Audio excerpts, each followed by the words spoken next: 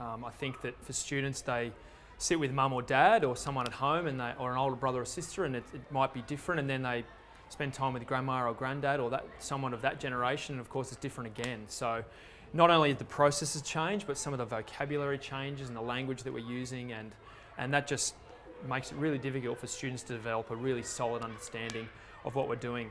So I think the key for parents is to be really open, because the curriculum has changed in that time, and teachers are definitely on top of it.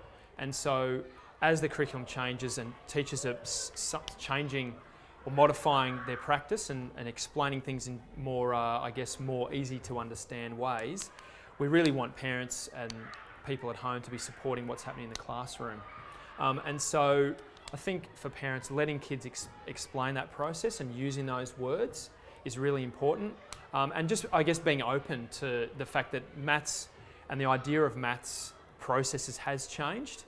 And there's constantly research being done into people's understanding of mathematics and mathematical processes. So as new research comes to light, of course, sometimes that results in a slight change in our practice as well.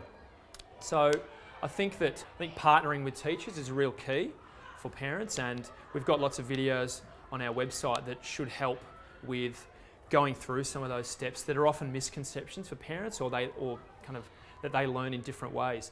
And so, I mean, something like a division, I mean, that's changed, and where parents might have used, oh, you've got to borrow, or you've got to pay back, or we're trading. Well, that can't be found in the curriculum anymore at all. So we talk about numbers by regrouping. So if we've got a number in the tens column and it's being, say, traded to the ones column, we actually call that regrouping now. And that's probably, look, if you only learn one thing, then that's a really important one to learn, that trading, we're not trading because we've got no intention whatsoever of paying those back later on. And so, yeah, we're actually changing the name of the tens and putting them in the ones column. And that also develops student understanding where they were tens and now they're a one. And that really develops student understanding and helps them kind of get similar messages from everywhere. But I think being open to what students are telling you, and that idea of regrouping is also a really important vocabulary to be using.